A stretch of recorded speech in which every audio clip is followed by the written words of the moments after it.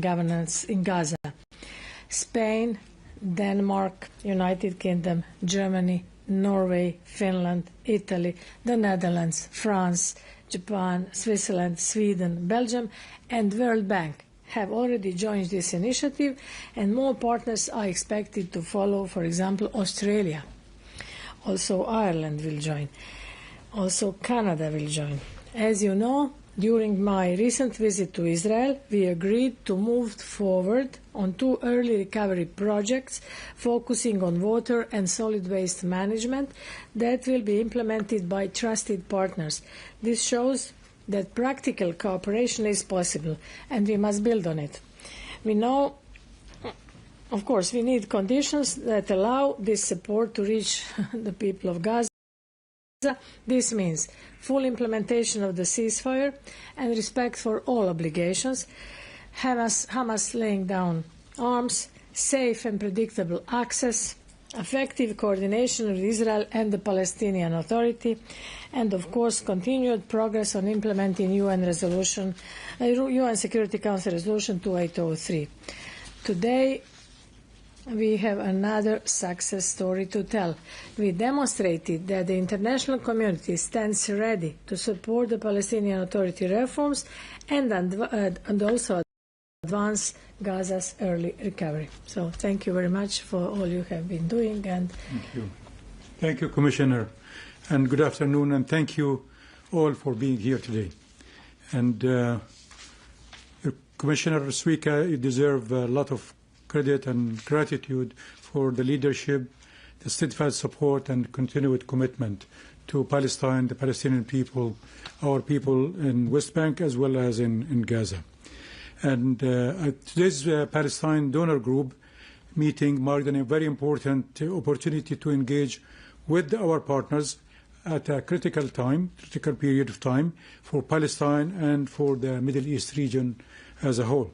We shared with our partners a comprehensive briefing on the grave challenges confronting our people as a result of the Israeli aggression on the Gaza Strip and the relentless and systemic attacks against our people in the West Bank. We also presented a substantial progress achieved by the Palestinian government in advancing our comprehensive institutional reform agenda.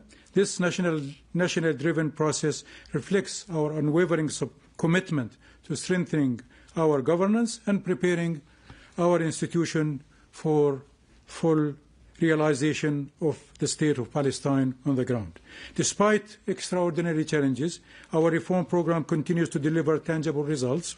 Implementation of the reform matrix has exceeded expectations across 4 strategic pillars encompassing 53 reform milestones. This is a clear demonstration of our government's determination to deliver meaningful reforms, even under exceptionally difficult circumstances. At the same time, we underscored to our partners in this meeting the severity of the financial and economic situation facing Palestine, Israel's continued violations of international law, and its obligations under existing agreements, including the ongoing withholding of Palestinian clearance revenues, which continues to undermine the government's ability to provide essential public services. Our discussions also reaffirmed the urgent necessity of advancing a comprehensive recovery program leading to the full reconstruction of the war-ravaged Gaza Strip. Our people should not be left without progress on recovery. In this regard, I would like also to extend our gratitude and appreciation for the European Commission announcement today of the Team Europe Plus initiative, which will provide significant resources to start the early recovery process in Gaza. This is just the beginning. Obviously, much more is needed, but also change on the ground in terms of security situation, withdrawal of Israeli forces, but also opening all border crossings is critical to move things forward. So hopefully all these efforts will help us all reunify Gaza with the West Bank, relaunch our national reunification efforts, and build the unified institutions for unified Palestine under its legitimate leadership. At the end, I would like to again thank the European Union for the support, also the other partners and donors who have attended to this meeting for their continuing support, and we hope that this will be more than double given the emergency situation that we are facing. And thank you again, Commissioner Suika, for your commitment and leadership. Thank you, Prime Minister. Thank you, Commissioner. Now we'll move to the questions. We'll try to take a few questions here in the room. As always, I would ask you to introduce yourself and the media outlet you work for, and you need to come to the front and use the mics. We'll take a first question here, Vincenzo. Good evening, Vincenzo Genovese from Euronews.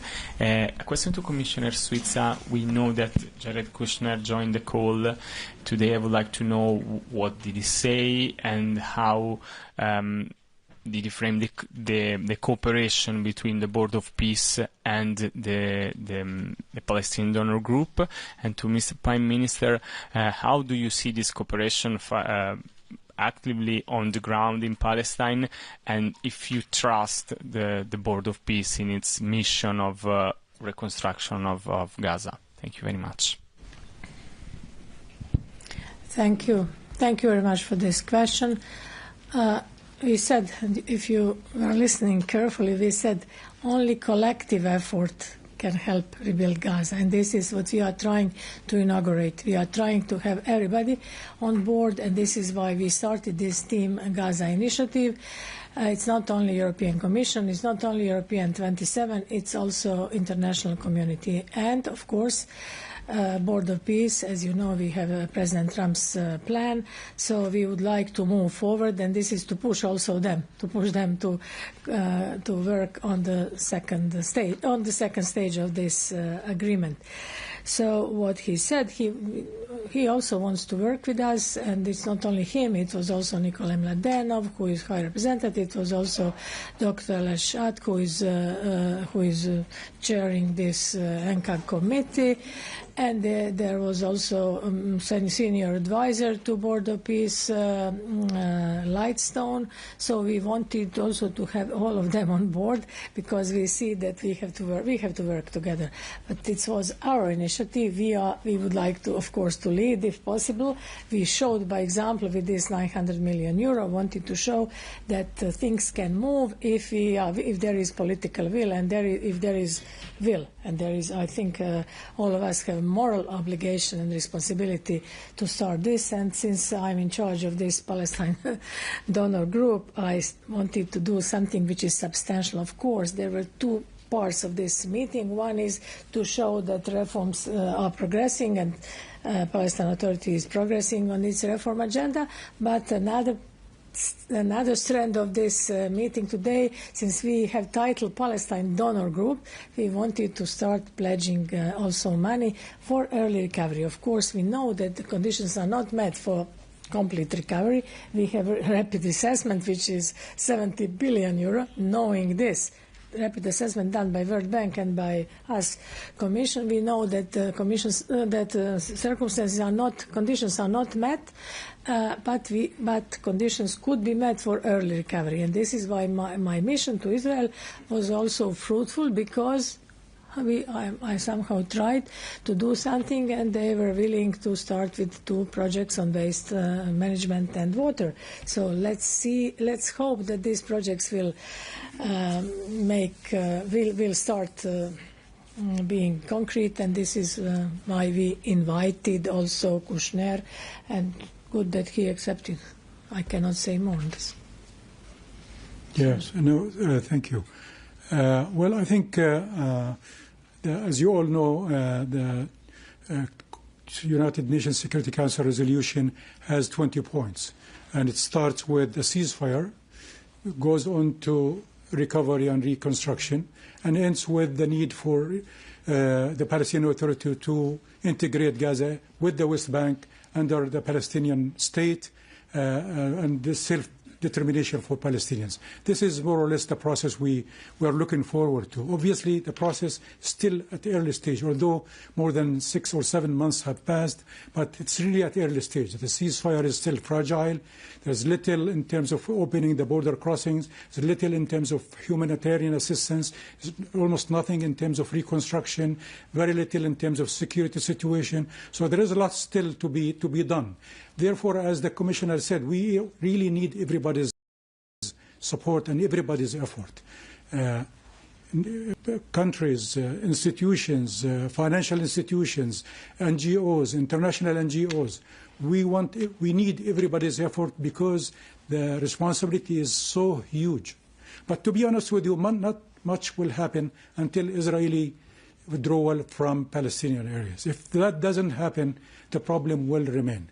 And even if the money is there, not much will progress. We have seen this thing before in many times, and I was personally involved in recovery in 2014 during the last war, and unfortunately things didn't move forward because of the Israeli siege on Gaza, which continues until this day. So we hope that the international effort, the Board of Peace, the European Union, and all member countries, of course the United Nations and the United States, make extra effort and treat this as an usual emergency case, not just business as usual. People are dying every single day. People are being deprived from normal life, from appropriate health services, from appropriate education services, from appropriate protection for the families and the children and the women. So I think there's a huge responsibility, and obviously from our perspective as a Palestinian government, we're doing our part in terms of continuing to provide basic services until today, including education and health. I'm glad, for example, to report that more than 40,000 Palestinians from Gaza has taken the high school diploma exam, Tawjihi, last week. This is phenomenal. It shows the unity of Palestinians around our national system, including the education system. I'm glad that these kids were able to take the exam. As a matter of fact, over the last 3 years, 104,000 Palestinian students took this high school diploma exam under this very difficult situation. So we're doing the best we can. It's not enough. It's not enough. It's clearly not enough. But we need the world to really wake up and do something more dramatic than what we have seen so far. Thank you. We'll take it. Sorry. Okay. You want to add? Sorry. Okay, Please. no. Question, sir. خير يعطيكم العافية. خالد تاي من وكالة الأنباء والمعلومات الفلسطينية وفاء. سؤالي موجه من الإعلام الرسمي. هل استطاعت الحكومة إقناع المانحين بضرورة رفع المبلغ المباشر للخزينة مع إعطاء حرية التصرف في إنفاقه؟ وهل هناك أي مستجدات بخصوص الإفراج عن أموال المقاصة المحتجزة؟ شكرا. اوكي شكرا جزيلا خالد. بالنسبة لرفع الدعم، الحقيقة اليوم ما كان المكان المناسب لرفع الدعم، كان مراجعة للتقدم اللي صار في المرحلة اللي فاتت. صدفت أنه مجموعة من الدول الصديقة نتيجة شعورهم بالمسؤولية وصعوبة الوضع تبرعوا مبالغ نسبيا بسيطة، زي ما حكت الكوميشنر حوالي 31 مليون دولار إضافية، يعني مصاري بس، يعني مش محرزين كثير. بس المهم انه العلاقه مستمره مع الاتحاد الاوروبي. دول الاتحاد الاوروبي كلهم اللي شفناهم اليوم حاسين بخطوره الوضع وحاسين باهميه انه يدعموا صمود الشعب الفلسطيني وتمكين الحكومه الفلسطينيه من الاستمرار، خاصه في دول الانجازات الكبيره اللي استطعنا ان نحرزها بالرغم من الوضع في غزة، الوضع في القدس، الوضع المالي، الوضع العدوان الاستيطاني اللي عم بيصير كل يوم على القرى والمخيمات وعلى كل مكان. ومع ذلك نحاول نقدم خدمات بنسبة درجة معقولة، بنحاول نحمي شعبنا بقدر المعقول، وبنحاول أيضا نحافظ على استمرار الخدمات. فالوضع مش سهل، لكن إن شاء الله أنه يعني هذا التعاون وهذه الشراكة بيننا وبين العالم ستثمر بالتأكيد في نجاح سياسي وأيضا نجاح اقتصادي ومالي. لكن إحنا سعيدين أيضا بأن نركز أيضا اليوم أنه كان في تركيز على موضوع غزة، لأنه كمان قد ما إحنا مهتمين في موضوع الوضع في الضفة الغربية وهو فعلا في غاية الخطورة، لكن أهلنا في غزة يعانون من وضع أصعب وأسوأ بصراحة. لذلك أنه الاتحاد الأوروبي عمل هاي المبادرة وصار في دعم جيد لها، يعني $1 مليار كمرحلة أولى للإيرلي ريكفري، بداية كويسة، لأنه الوضع لا يمكن أن يستمر بهذه الطريقة. فإحنا بالنسبة للدعم المالي مهم، لكن أيضا الدعم السياسي مهم. إحنا بس لو يدعمونا سياسيا إنه يطلقوا سراح أموالنا ويفتحوا القيود اللي علينا، إحنا بنعتمد على ذاتنا، ما عندنا مشكلة، ساعتها ما بنحتاج مساعدات خارجية.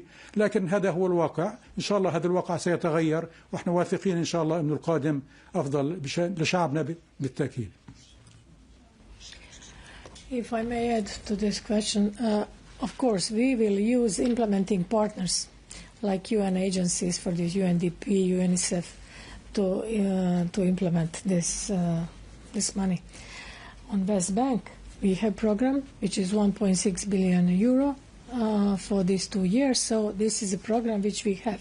So this is not business as usual, but we are trying to do our best. And for this Team Gaza initiative, we would like to brand it as our project, and this is our Board of Peace.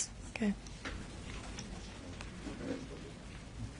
Thank you. We'll take an additional question here. Gentleman here. I would ask in Arabic.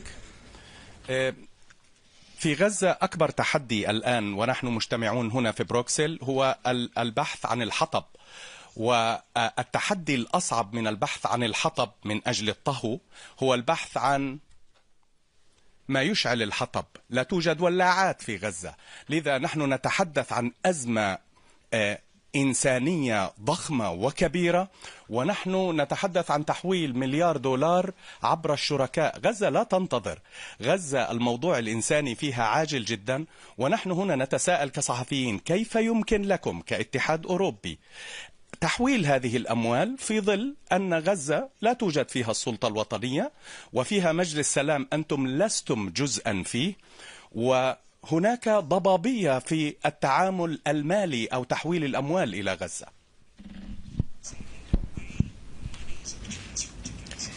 To be open, the key problem is access to Gaza, which is not yet granted to this NCAG committee. They still sit in Cairo. And this, 10 days ago, I met with Dr. Shad in Cairo. They should be in Gaza. This is key problem. Regarding money, I told you we will use implementing partners on the ground. They are already on the ground, UN agencies and some others. So this is the way how we will implement this. And the third, I mentioned 2 projects. One is on waste management, one is on water.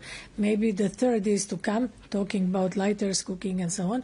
So this is all about that. I cannot now direct this to what you said, but you use this example. So it will be transparent, it will be completely clear, and nothing will be hidden. So this money deserves to be used in the most transparent way. I want to add something, talking about NCAG and what we heard from Dr. Schatt again today. They are not competing with the Palestine Authority. Palestine Authority will, once they will, we hope, accede Gaza. At the moment, they are transition government. They are not competing with them. They are only bridge, and they are used for this transition period. This is very important. But in order to achieve all this, we need first Hamas to lay down the arms, and second, to Israel to withdraw from Gaza. There are 2 issues which are still, which are preconditioned to have this. All of us know this, but we are trying with small steps to do something to show the world that we are here, that we support, and this is why international community is very important. And this day today is very important, although it might seem since we need 70 billion, we have only 1 billion today. But this is also something to show that we support Palestinian people, both in West Bank and in Gaza. And let's hope for the best. So we have to do. Although we know that ceasefire is fragile, we know what's going on. But at the same time, we have to work in parallel. We cannot wait for the situation to be normalized, because we need to help people. Winter is coming, and I understand your symbolic question. Thank you. Yeah. أنا بس متعاطف مع كلامك، وصحيح إنه فعلا يعني هذا مش وضع يعني حتى الأشياء الأساسية للحياة الآن صارت معدومة وغير متوفرة. طبعا ما بنقدر نلوم المانحين على هذا الوضع، المانحين يقدموا شيء وإحنا بنشكرهم عليه، سواء كان موضوع إنساني أو موضوع تعافي أو موضوع إعادة الإعمار، هذا شيء يقدر عليه. لكن صراحة اللوم يجب أن يوجه لمن يقوم بهذه الأعمال ويمنع دخول المواد، ويمنع دخول الوقود، ويمنع دخول الأدوية، ويمنع دخول السكن المؤقت المناسب للناس لسه عايشين في خيام تحت المطر أحيانا وتحت الشوب أحيانا أخرى. هذا الاحتلال أسبابه. خلينا نوجه إصبعنا بشكل واضح للاحتلال الذي خلق هذا الوضع.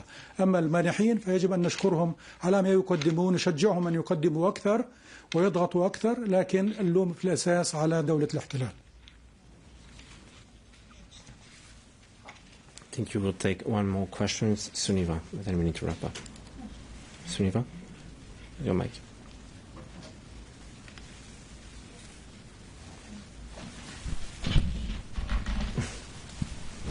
Thank you very much. Suniva Rose from the National.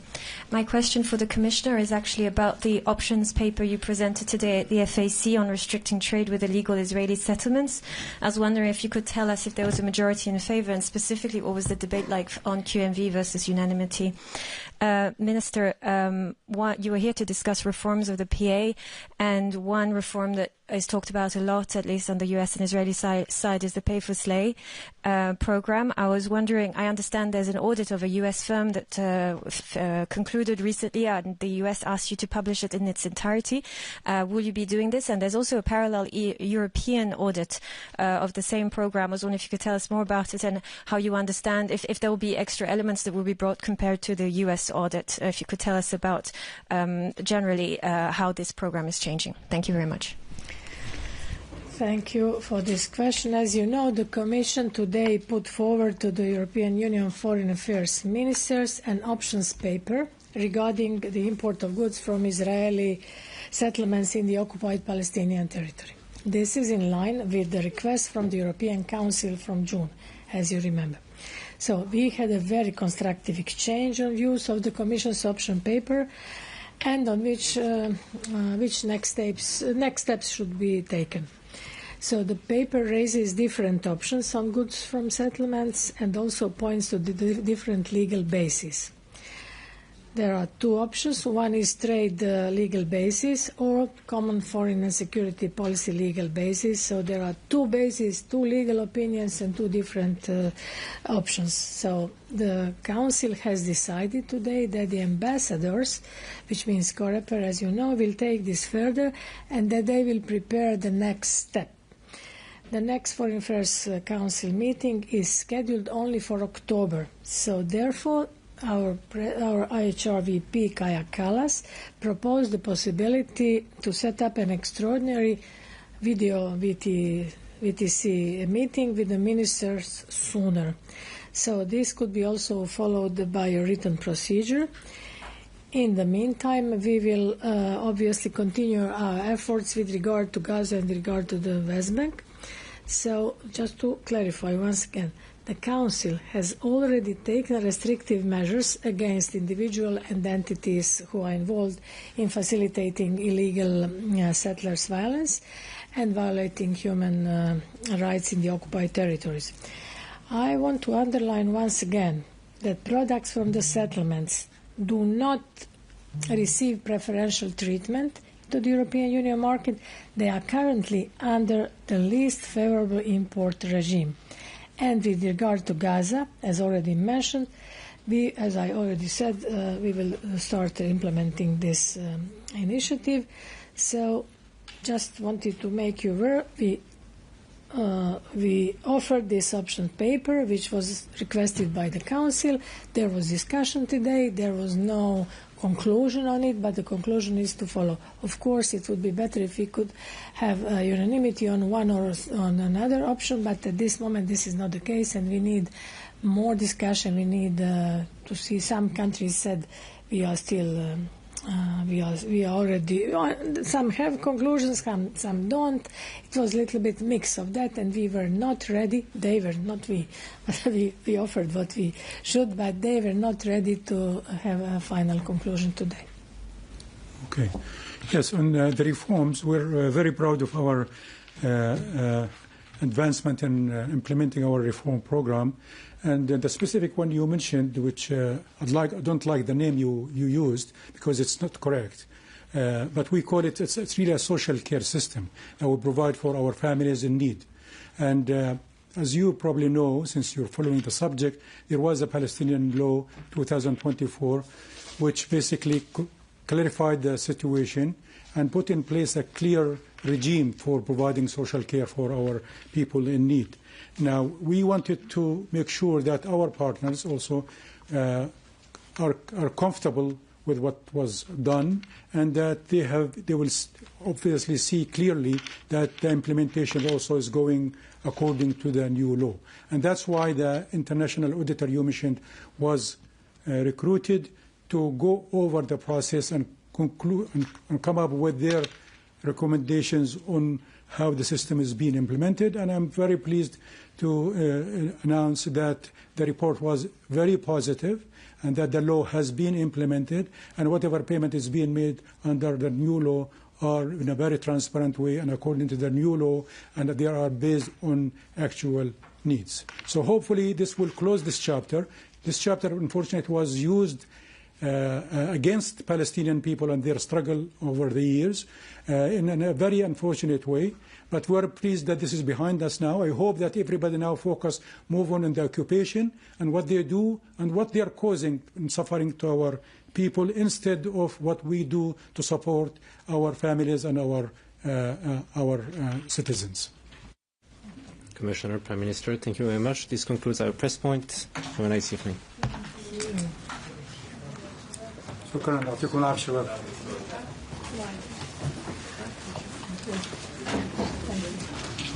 Thank you.